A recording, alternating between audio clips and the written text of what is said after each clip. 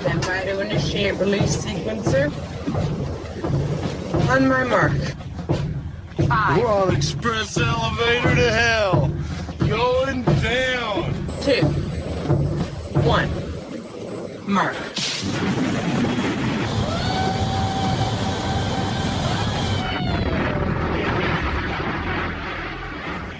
Hello everyone, my name is Mark, aka Derringer. Today is Sunday, April 29th, and you're listening to episode 154 of the Instant Action Podcast, your weekly source for Planetside 2 news and information.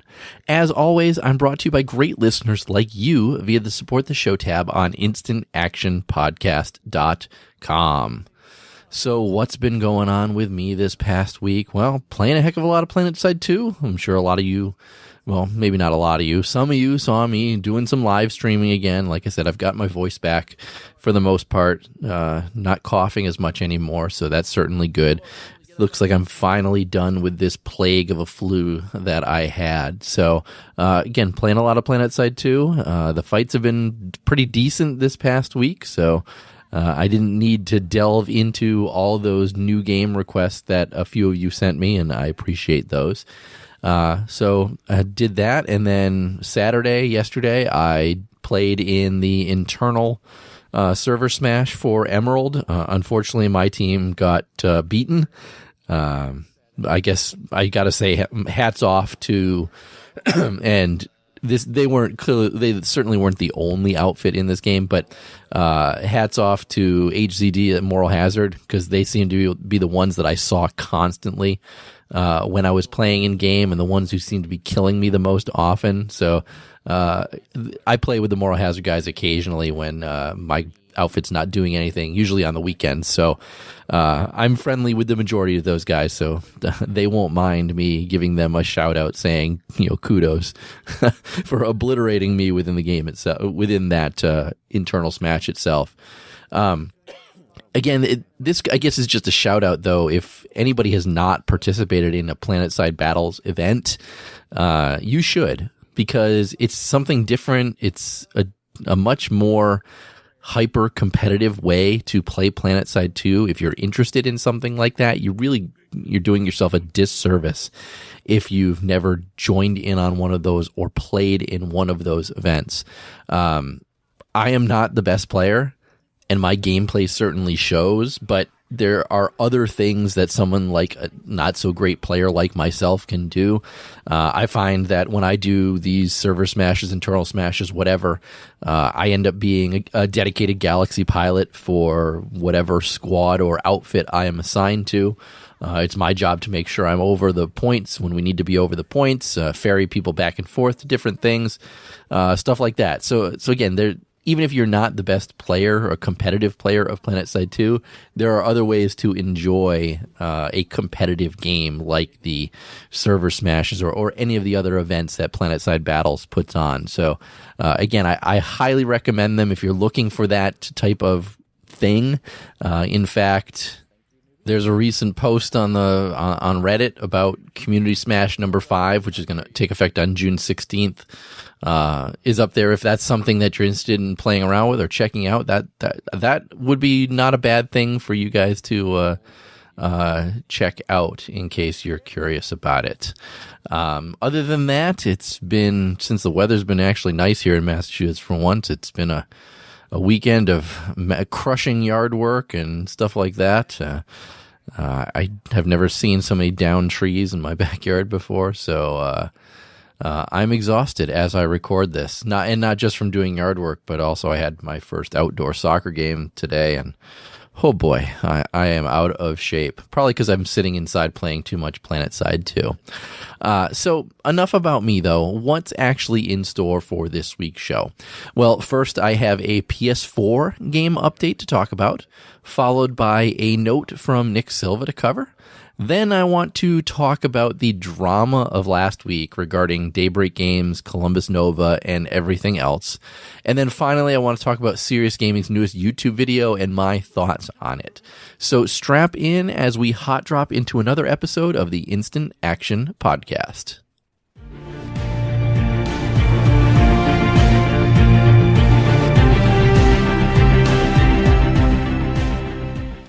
So, like I said, let's start this week with the April 26th PS4 US and EU game update. And if you're curious, I'm sure most PlanetSide 4, PlayStation 4 folks know that this is the advanced specialization update for the PS4. So yes, finally that has hit live, and I know a lot of you guys are excited about that. I'm not going to do a ton on this topic this week because I did cover the majority of this on a few shows ago, when it came live for PC, but I want to at least give you PS4 folks your day. And also there are a couple of differences between the PC and the PS4 version, so I want to make sure that I do go through and cover those things. And it's not just the ASP version of it. So again, we all know ASP. If you do choose it, your battle rank's going to be reset to 1. You can re-rank up to battle rank 100. You can't reset that more than once. You retain all certifications and unlocks that you already have. You gain a new title and a rank icon. At BRs 1, 25, 50, 75, and 100, you're going to earn an ASP token that you can spend, and you'll spend it on, new class permissions and benefits. I'm not going to go through all of the various benefits because I've done that a couple shows now, so I don't feel that we need to do it another time. But for PS4 folks, if you want to know where to get to the ASP, because obviously on the PC side, you go to your character screen, but on the PS4, you're going to need to go to your customizations screen in order to access ASP. Again, you can't respec, so at least not now, and that's still true for the PC side of the game also. So, be wary what you actually spend your first one on. In fact, I still haven't spent mine PC side because I still haven't hit BR25 because, in all honesty, I haven't played NC enough. That's the real reason. Been playing a lot of VS lately. So that is basically ASP in a nutshell. Like I said, I'm not going to go into what all the unlocks are. If you want that information, go back 2 or 3 shows here and you'll get that information. PS4 did also get various UI changes. You got the alert change for the mini events. You'll see any non-meltdown alert shown as an event. The only current ones are the warp gate stabilization alerts, but more are certainly coming. They did add something new for PlayStation 2 folks. You can now select your class actually on the spawn screen. Choosing your class this way will automatically select your first loadout, though, so be aware of that. And basically now in the middle of your screen, you'll see that there is an arrow selector left to right to choose which class that you actually spawn in as. Also, you guys got the new reserve hard light barrier for the engineer. I have not used that yet on my engineer, but I know some people have definitely been using them. You guys also got the pistol changes that I talked about ad nauseum on this podcast a couple weeks ago as well. Obviously, because of ASP, a lot of pistols in the game got improvements so that they are still a desirable choice in the secondary weapon slot. A lot of the buffs primarily focus on spammability from the hip, though some of them receive balances that help solidify their niche or differentiate them more from alternatives. And this is a PSA more than anything. Don't forget that the equip time of the Commissioner certainly has gotten much longer than it used to be, and I know a lot of people are moving away from the Commissioner and more towards the Underboss currently. Next up, there were some vehicle changes, Galaxy changes, Liberator, and Valkyrie changes, mostly resistance types to flak, and also some bottom armor changes. Again, I went through those ad nauseum as well a few shows ago. And the final thing under miscellaneous changes, fixes, in addition, kind of a big one, you can now purchase bounties with certs on the PS4. That's something that you guys had to always spend battle cash on, which kind of sucked, and I think that kind of made a lot of people not place bounties, but now during member double XP weekends, I imagine PS4 folks are going to be spamming bounties nonstop, like I've been doing this weekend, especially with ASP.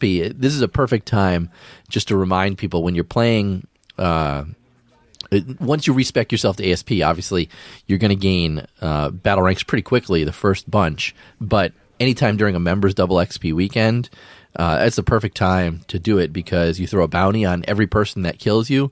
Sure, you're going to spend a lot of certs, but in addition, you're going to earn a lot of certs and a lot of experience and a lot of battle ranks really, really quickly. That's why I drop bounties on every single person that kills me during these member double XP weekends. So that is the April 26th PS4 US and EU game update in a nutshell. Again, I know a lot of the stuff in that I've gone over on other shows, but kind of the big things are you get big differences between PC and PS4 is, getting to ASP is through the customization screen, adding that new class select on spawn screen, and also being able to purchase bounties with certs are probably the biggest differences with this particular patch. And with that, let's move on to our second topic this week.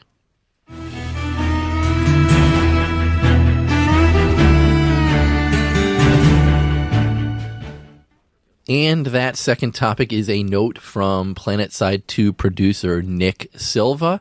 And I'm just going to read it real quick for everyone. He says, "Hi, everyone. You may have heard that Daybreak recently parted ways with a number of employees as the studio reorganizes. Times like these are always rough for everyone involved, and we appreciate the outpouring of support we have seen on the forums, Twitter, and Reddit. I am happy to report that Planetside 2 has not been negatively impacted by any of the recent reorganization at the company.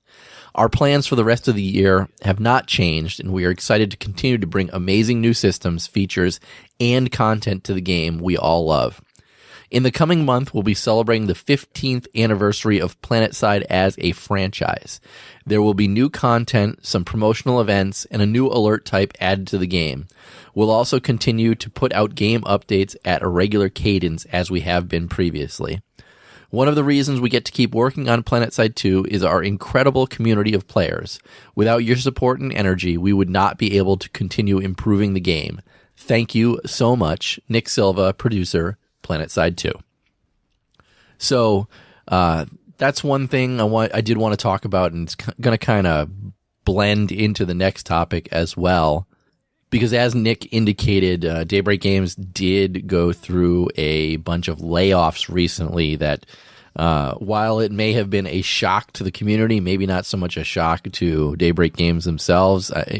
Obviously, I don't know the inner workings of the company itself because I don't work there, but sometimes people can see layoffs coming down the road before anything actually hits the news or things like that. I do know that with the layoffs themselves that someone who I do like at Daybreak Games, Xander Klaus, was let go. He was off working on H1Z1 currently, but his fingers or his DNA is all over Planetside 2. There are a number of bases that he designed or redesigned or worked on. Like I said, he did a lot within Planetside 2 itself, and while he may have been off doing H1Z1 at this time, again, I know he's probably not going to listen to this show, but I do want to thank him for everything that he did in my favorite game. But the other good stuff about this, and I guess that stuff's not good stuff, but the other side of this note from Nick is that, they're going to keep doing things that they're doing. They have content that they're going to be pushing out. This is the first that we've heard of the 15th anniversary of Planetside as a franchise. If you guys are doing your quick napkin math, that means Planetside, the original Planetside, was released in 2003. Honestly, I remember fondly in 2003 actually playing Planetside on a laptop in my kitchen with my brother and a whole bunch of other people. And like I said, I'm still friendly with the majority of the people that I played the original Planetside with. I know a lot of people in game that originally played Planetside. I mean, Robo of Ghost of the Revolution is one of those people that I know from the original Planetside that I see constantly in game and chat with all the time. I still chat with a lot of the people that I played Planetside with. They pop up in my Steam list all the time as they're launching games and playing all various different games. I have a lot of fond memories of the original Planetside. I have a lot of fond memories of Planetside 2. I went to 2 SOE Lives. I've been podcasting about Planetside 2 for a long time. Since 2012, I've been podcasting about Planetside 2, and well before the November release date of Planetside 2. I was podcasting about it when it was still in beta. So again, I feel like I am a member of this Planetside franchise, someone who's been doing things with Planetside 2, playing it this whole time, talking about Planetside 2 a lot, covering Planetside, everything like that. So hopefully I can be a part of this 15th anniversary of the Planetside franchise. I'm curious to see what this new content that they're going to be releasing, because we haven't really heard anything about that yet. If I had to guess, there's probably going to be some sort of camo or something like that. I wouldn't be surprised if we see a new Exceptional 2 weapon released as part of this. I'm curious to see what these promotional events are. It would be nice if they did a dev live stream as one of the promotional events. Fingers crossed that they certainly do that and kind of let us know where their heads are going for May, June, July, the summer months and ongoing. And I'm also curious to see this new alert type that they're going to add to the game. I'm wondering if it's just an old alert type that they're bringing back, because I did see tweets not too long ago from Rel saying that they were thinking of bringing back the facility alerts that we used to have, the capture all the biolabs or capture all the tech plants types of alerts. And hopefully if they're adding this new alert into the game, that perhaps we're also going to see them finally revert the critical mass to a winner-take-all event. They've talked about that for a while now, so hopefully we do get to see that. So I'm glad. I guess finally the last thing I want to talk about on this particular topic is that I'm glad that everyone working on Planetside 2 is still working on Planetside 2. I know it would be very heartbreaking over there if they had just added 4 or 5 new people to the team. I mean, I've been talking about them for a while now. They added Paul recently. They added Antoine recently. They added Garrett and Drew recently. Roxley, who's a community coordinator, she's been doing a lot of stuff new for Planetside 2. I mean, there's 4 or 5 names right there that feel new to Planetside 2, and it would be very demoralizing for them as a group, I know, if they kind of shut them down or let some of those new people go. So I'm glad that none of them were affected and that they're all happily working away on Planetside 2. Hopefully they don't feel like that might be writing on the wall to start looking elsewhere because people got let go from another game. And as far as I can tell, the majority of the people that got let go were H1Z1 folks. And I know we've seen news recently that H1Z1 is getting beat up pretty hard by all the Battle Royale games that are out there, the PUBGs, the Fortnites, I still don't even remember what the name of Cliffy B's new one is, but there's a whole bunch of those out there now that are competing directly with H1Z1, which did announce that it's porting to PS4. So interesting to hear that, but that kind of is what it is. And with that, let's move on to topic number 3 this week, which I'll admit is kind of a confusing one.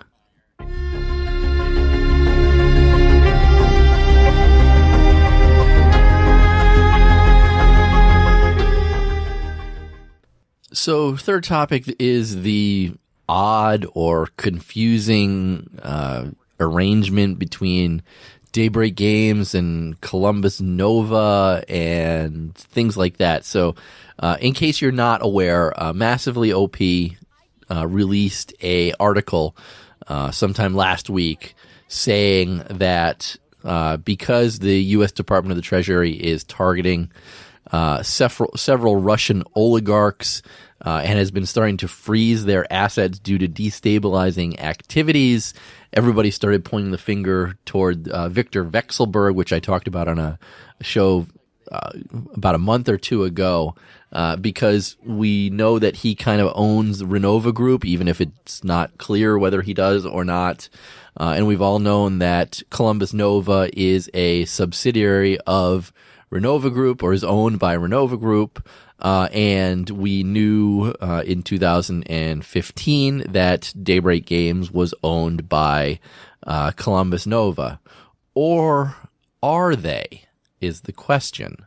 Because mysteriously, they've come out and said that no, Daybreak Games was not purchased by Columbus Nova. In fact, it was purchased by someone who used to work for Columbus Nova, and that they have never been owned by Columbus Nova, and therefore they've never been owned by the Renova Group, and then therefore shouldn't be under any sort of issue of having assets frozen and things like that. So it's all very confusing, and I'm not going to lie, because I know I covered all this stuff back in 2015 when it happened.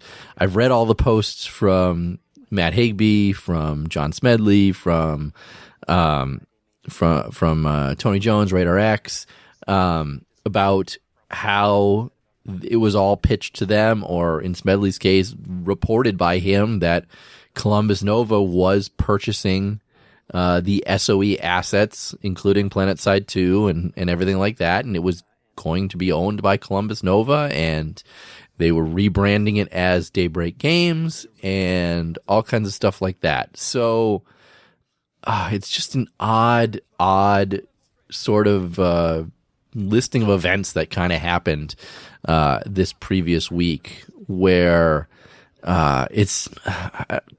But ultimately, it all comes down that the original statement about Columbus Nova acquiring Daybreak Games was in error, and that they're now correcting that error. The current executive chairman, Jason Epstein, is a former managing partner of Columbus Nova. He's the one that actually acquired Daybreak Games, not Columbus Nova itself. They had never corrected that distinction in the past. They've corrected it now. Someone who uses the account Daybreak PR went into Wikipedia and changed all the old information regarding that. And Daybreak Games now even went in and deleted the February 2015 press release from its servers, so that it wouldn't even show up that they were owned by Columbus Nova. They even have a privacy policy that they can share your information with the Columbus Nova private equity group, and that they directly or indirectly own 50% or more of the outstanding equity in Daybreak Games. It's just, this whole story is just so mind-numbingly odd, or it just feels shady, is really what it is. It's just so, this whole story that's been going on is so weird. And when I use the word shady, that's really the best way that I can describe this whole thing. It's almost as if Daybreak Games is purposely trying to cover all this information up, so that people don't think they were ever owned by Columbus Nova, that the U.S. government doesn't think that they were ever owned by Columbus Nova, and therefore won't shutter them or put a freeze on their assets as a result of all this other Renova Group and Victor Vekselberg stuff. It just feels so shady, and I haven't heard a good explanation from anybody at Daybreak Games yet. Now, the main question for my listeners is, how is this going to affect Planetside 2? And the long and short of it is that there's no if, it's not going to affect Planetside 2 basically at all. And that's because looking at the information coming out of the U.S. Treasury Department, there are no mentions of Columbus Nova or Daybreak Games in any document that's come out of them. If Daybreak Games is distancing itself from Columbus Nova as a result, whatever. If they want to say they're correcting an error that was made in the past that just hadn't been corrected, fine, whatever. But again, all of this really is not going to affect Planetside 2 whatsoever. The only thing that it could affect is if Planetside 2 would see any layoffs as a result of this, and if they're not going to be affected by any freezing of assets or anything like that, then really there's no reason for any Planetside 2 developer to be let go as a result of this. People are asking, will Player Studio still remain the way it is? Yes, Player Studio is still going to remain the way it is. Am I going to be able to spend Daybreak cash in game? Yes, you're going to be able to spend Daybreak cash in game. And a whole bunch of other questions. People are just afraid that they're going to be lumped into this U.S. Treasury Department issue because they've purchased Daybreak cash in the past to help support this game. I don't think you as a U.S. citizen or even non-U.S. citizen need to worry about anything like that. Do I still think this whole thing is basically shady as fuck? Yeah, it really, really is. How can you make a mistake like that in 2015 and now be in 2018 correcting that just as sanctions are being announced or freezing of assets are being announced? If that's not the absolute definition of too good to be a coincidence, absolutely nothing is. But again, all that being said, sure, it was a nice drama llama for everybody to post on Reddit about, and it blew up all over the place. It's not going to affect Planetside 2 in the short term whatsoever. I believe that the people who are being sanctioned and stuff like this, stuff like that, have until June 5th to wind down operations contracts or other agreements involving these figures.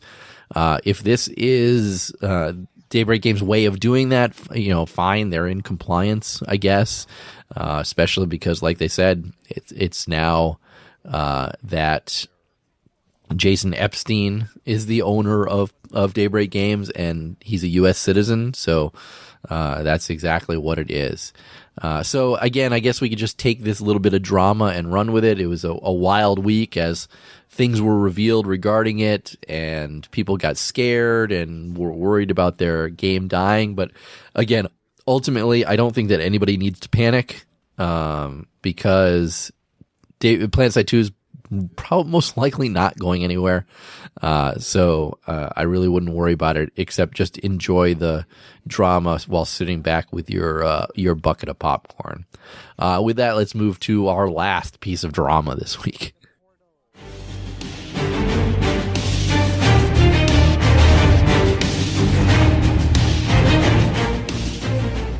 And that last piece of drama is Cyrious Gaming's newest YouTube video, or one of his newest YouTube videos, called Suit the Fuck Up, where he kind of took Daybreak Games to task, saying that 2017 was their worst year ever, that they're pushing loot boxes in the game as a failed way to monetize the game, that the Combined Arms Initiative is one of the worst game updates ever to come across.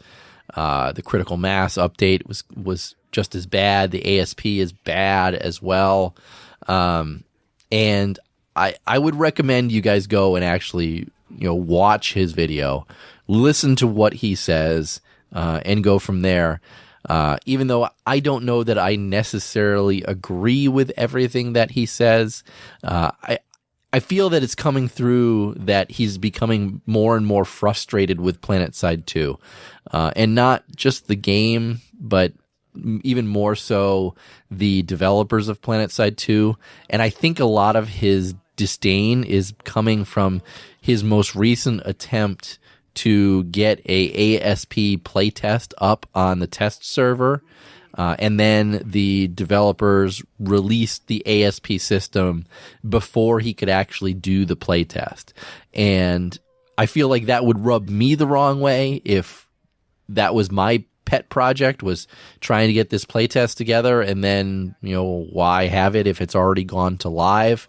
But what I think he's got to realize is that neither myself nor him have any sway over what Daybreak Games does for Planetside 2. They can release anything anytime they want. They don't have to go through any player feedback, and in the past they have released things with little player feedback. I do think that the ASP system was pushed out pretty fast, but I do think that some of his gripes about calling Nick Silva just another person, producer, and he gave him some random number, which I don't think is fair to Nick, because I do think he does a lot for the game itself behind the scenes, making decisions and pushing things out when he thinks they should be coming out based on interaction with the community and interaction with his dev team that is working on the game.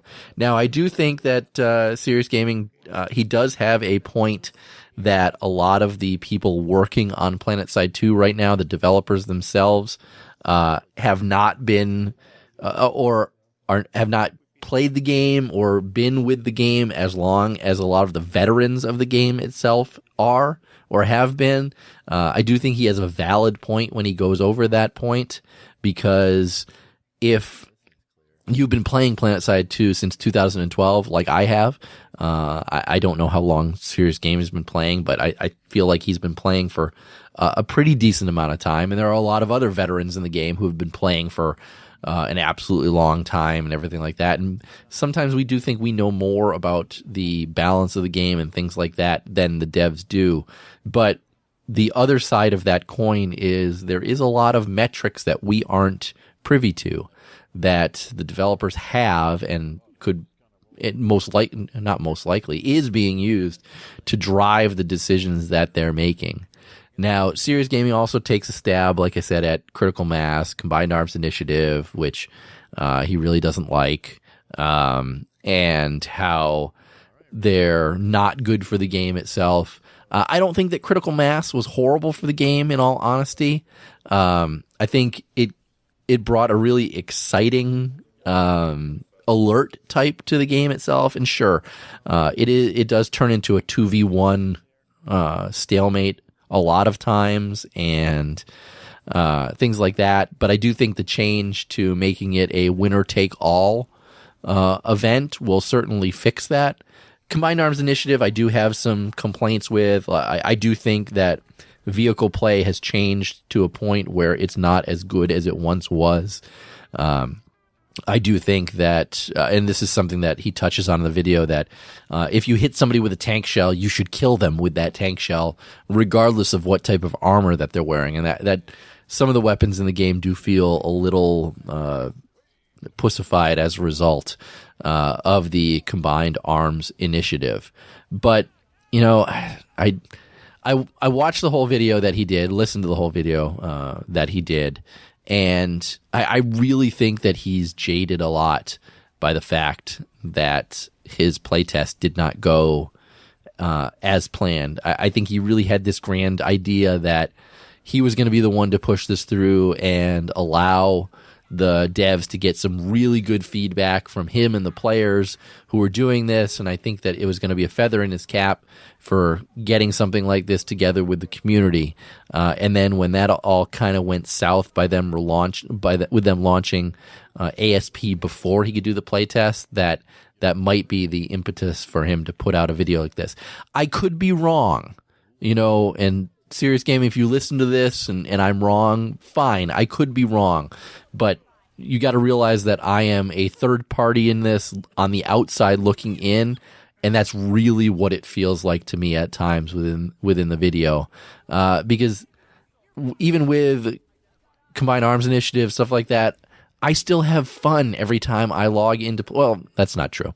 I have fun the majority of the time that I log into Planetside. At least half the time that I log into Planetside 2, I have fun. I played... How many nights did I play this week? 4 nights I got to play this week. I took a night off and I watched Wonder Woman with my wife. So, family time, things like that. I took another night off to play Terraforming Mars, a board game that I picked up recently for cheap. But other than that, I played Planetside 2 every other night. And one night, yeah, the fights did suck. But the remainder of the nights, so I mean, if we're talking 5 nights, excuse me, and 2 of those nights were bad. 3 nights were good, or I said 1 night was bad, 4 nights were good. I rank that pretty well. It could have been that all 4 nights could have been shit for me, and I could have logged out and not played. But I just don't feel that way. And also, like I said, he was talking about the implant system. How he dislikes the implant system, sees it as a loot system, and stuff like that. And he uses carapace as the big, reason that people are pissed off about it, it seems. I don't have carapace on any of my characters, and I don't care. I don't think that I get a huge gameplay advantage over other players with carapace, even though when we did the internal smash, everybody was running carapace medics, but that's besides the point. I guess at this point I'm kind of rambling here because I really I like the majority of the stuff that Cyrious Gaming puts out. I watch his videos every time that they come out. I think he's had some great ideas in the past, but I do feel that he's kind of jaded on this particular one based on his playtest kind of failing. With that, I am going to include a link to his video this week. So I want you guys to go and watch it, and I want you to draw your own opinions from it, and I want you to read through the comments that are on it, and I want you to go to the Reddit post about it and add your comments to it as well. There was a huge response to this from Rel. I'm not even going to talk about that because you want to find it, go out to the Reddit post about it and read Rel's response to him. I don't agree with everything that Rel said on that. I don't agree with everything that anybody says. I don't even agree with my own wife half the time. So, what can I say? But again, I'm not going to keep pounding on Cyrious Gaming regarding this. It is what it is. Let's move on to housekeeping and end this week's show. Housekeeping. Housekeeping. Come back later, please. Housekeeping. Not now. Housekeeping. Go away. I coming anyway? I did get one email this past week. I got a bunch of tweets from people suggesting games, so I do appreciate guys that were doing that. But I did get an email from Sevarm Knight. He wrote, I'd like you to know that we have a Planetside 2 Community Smash Discord server and a PS4 competitive server called Deathmatch that I don't know you are aware of yet. He provides 2 Discord links. And then he also writes, also the idea of melee weapons in Planetside 2 would be hella fun, but I would rather be on a max only for a more Warhammer 40k feel. And then he gives me a couple game recommendations and says, thanks, Sevarm Knight. I was not aware of I was aware of both these. I don't think I'm a member of both of them. Honestly, the reason I'm aware of the Deathmatch server is because one of my followers on Twitter, and I know she'll appreciate this, but Athena, who is at Lady of Athenes, tweets all the time about the Deathmatch stuff going on, how much she likes it and stuff like that. So I was aware of it, and it was only because of her. So certainly I will provide links to both of these 2 Discords that Sevarm Knight sent me in this week's show notes, because if you're interested in joining either of them or anything like that, especially PS4, because I don't think that there's enough competitive PS4 stuff that goes on in the game. Now, granted, it's a lot harder to do competitive stuff on the PS4 because you don't have access to a Jaeger server like we do on the PC side. But if you had something like that, I think it would make it a lot different. But again, there is some interesting deathmatch stuff going on in the PS4 version of Planetside 2. Well, that, though, is going to be it for this week's show. So how can you get in touch with me or the show itself? Well, as always, first stop, visit my website, www.instantactionpodcast.com. As I said in last week's show, I did just renew it for another year, so strap in. You can also send me an email like Sevarm Knight did, instantactionshow@gmail.com. Call me, leave me a voicemail, 347-4VM-4PS2. That's 347-486-4772. You can follow the show on Twitter at InstActPodcast, and you can also follow me personally on Twitter at The Derringer. But in closing, if you've enjoyed the show, please leave me a review on your podcast listening avenue of choice, whether it's iTunes, Stitcher, Google Play, or anywhere else. Also, feel free to tell your friends and outfit mates about the show. And finally, thanks for listening, and keep spamming that Join Combat, formerly known as Instant Action button.